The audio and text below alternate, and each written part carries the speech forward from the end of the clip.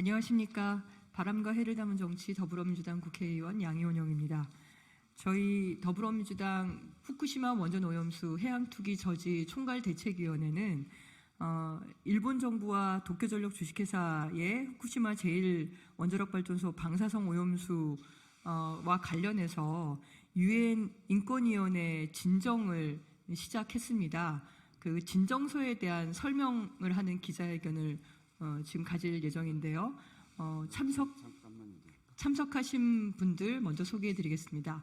총괄대책위원회 상임위원장님이신 우원식 의원님 참석하셨습니다. 네, 지금 이 진정서 작업을 하신 저희 정책기획본부장님이신 송기호 변호사님 참석하셨습니다. 국민홍보본부장이신 유정주 의원님 참석하셨습니다. 그러면 우원식 상임위원장님의 모두 발언 듣도록 하겠습니다. 네, 아침에 말씀을 드려서 특별한 얘기는 없고요. 한 가지 분명한 건 우리가 이 진정서를 유엔 인권위원회에다가 이렇게 보내는 이유는 대한민국과 일본이 함께 국제인권규약 그리고 자유권 선택 의정서에 같이 참여한 나라들입니다. 그래서 이 주요 체결 당사국인데 이 주요 체결 당사국들은 유엔 인권이사회가 어떤 결의를 하게 되면 그거를 준수할 의무를 갖게 됩니다. 그래서 저희들이 이것을 이렇게 진정을 하고 유엔 인권이사회에서 판단을 요청하는 것이기 때문에 그때까지는 판단할 때까지는 방류하지 않는 것이 그 국제사회에 대한 일본의 책임이다 이렇게 말씀을 드리고, 특히나 저희가 여러 가지 대안이 있음에도 불구하고 가장 값싸고 다른 나라에게 피해를 미치는 이런 방식으로 하는 것에 대해서 정말 크게 우려를 하고 있다는 점을 말씀드리고, 더 나아가면 이런 나쁜 선례가 만들어지는 것을 통해서 앞으로 이 바다라고 하는 공유지, 인류 전체의 공유지가 망가져가는 것, 이런 나쁜 선례가 생기면 이런 사고가 다시 일어나지 말라는 보장도 없는데, 그러면 앞으로 모든 것들을 이렇게 바다에다 버릴 겁니까? 이런 나쁜 선례에 대해서 국제사회에서의 큰 걱정과 우려에 대해서 유엔 인권이사회를 통해서 저희들이 제기하고 있는 문제들에 대한 판단이 나올 때까지는 방류를 하지 말아야 된다라고 하는 점을 다시 말씀드리면서, 우리 오늘 이 진정서를 잘 정리했으므로 정리하신 분의 말씀을 들어보도록 그렇게 하겠습니다. 네, 그러면 송기호 변호사님을 통해서 송기호 변호사님께서 이 진정서 전반에 대해서 설명을 해주시겠습니다. 네, 안녕하세요. 정책기획본부를 맡고 있는 송기호 변호사입니다. 저희 더불어민주당이 오늘 유엔 인권이사회의 특별 절차 진정에 착수했습니다.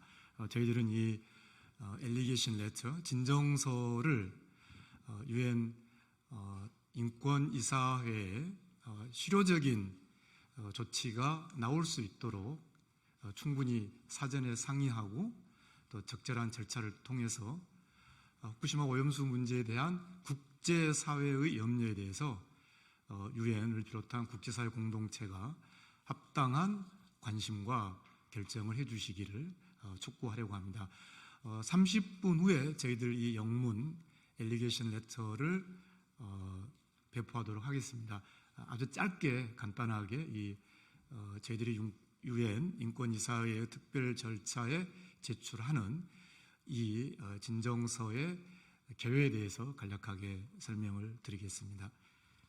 이 진정서는 유엔 인권이사회가 임명한 환경권 그리고 건강권 담당 특별 보고관에게 제출될 예정입니다.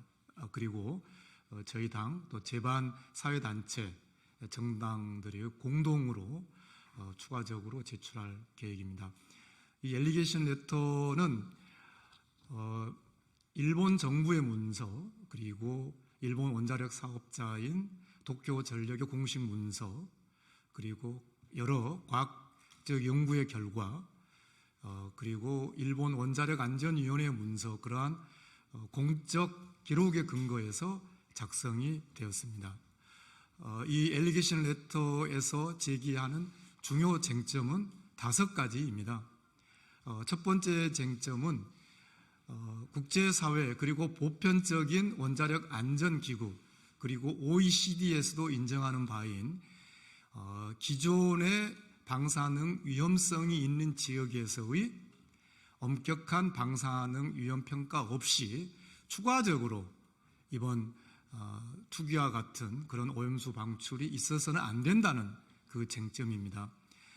이 쟁점은 일본 탭코의 보고서, IAEA의 보고서 그리고 OECD의 보고서를 근거로 작성이 되었습니다.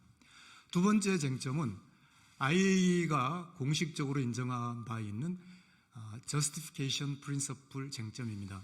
즉 어떠한 방사능 누출 행위가 인정되려면 그것이 다른 대안에 비해서 추가적인 위험을 발생하지 않아야 되고 또 그 방출로 인해서 손실보다 이익이 커야 한다는 IAEA와 국제사회의 보편적인 원칙입니다. 그럼에도 불구하고 탭코, 즉 도쿄전력 자체 문서에 의하더라도 오로지 가장 돈이 적게 드는 방식을 선택했다는 것이 인정되고 있습니다. 이것은 IAEA의 Justification Principle에도 위배된다는 것을 그런 각종 공적인 근거에 의해서 제기하였습니다. 그리고 세 번째 쟁점은 알프스, 즉 일본이 주장하는 이른바 다액종 제거 설비라고 하는 그 알프스의 성능에 관한 IAEA가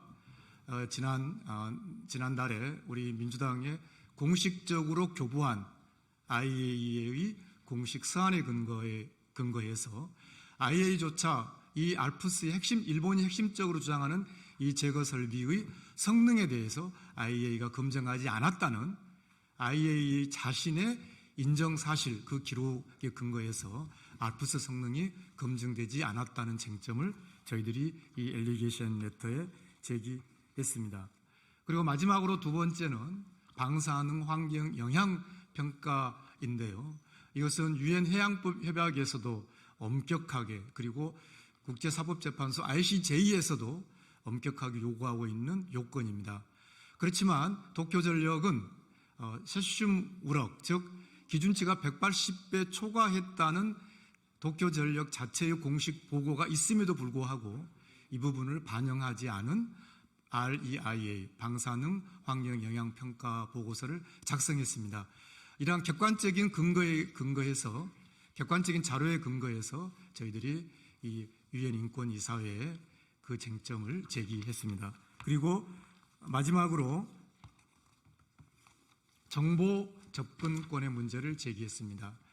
IAEA도 인정한 바 있는 방사능 누출 경우에 있어서의 조기 통지 협약에 의하면은 일본은 우리에게 이 문제의 오염수, 즉 알프스 처리를 하지 않은 오염수 자체에 대한 정보를 포함해서 일본의 해저토, 심층수 그리고 해양 생태계에 대한 객관적이고 과학적인 자료를 우리에게 제출해야 됩니다.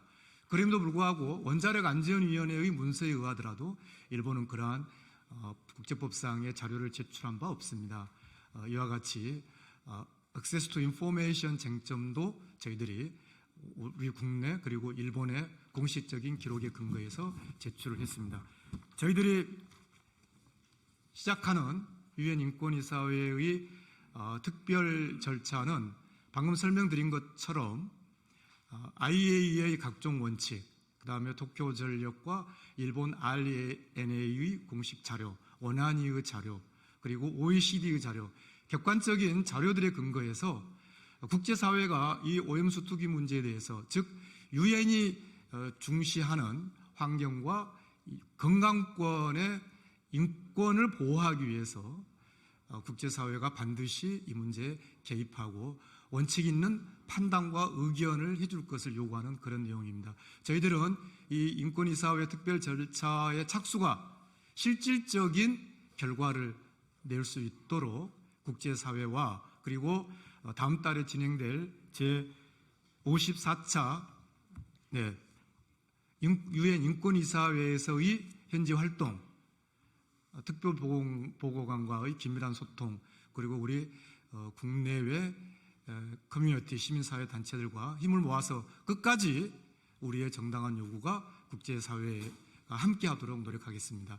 이상 저희 엘리게이션 레터의 내용과 근거를 말씀드렸습니다. 감사합니다. 네, 감사합니다. 일본이 그 후쿠시마 원전 오염수를 해양에 투기하는 것은 일본의 결정일 뿐이다라고 얘기하는 윤석열 정부의 발언은 틀렸습니다. 만약에 일본 정부가 그 오염물질을 일본 영토 내에 뭔가를 처리한다고 하면 그건 일본 정부의 결정이고 우리가 관여할 바가 아닙니다. 하지만 바다에 투기한다고 하면 바다는 우리 모두가 공유하고 있는 공유 자원입니다. 공유지입니다.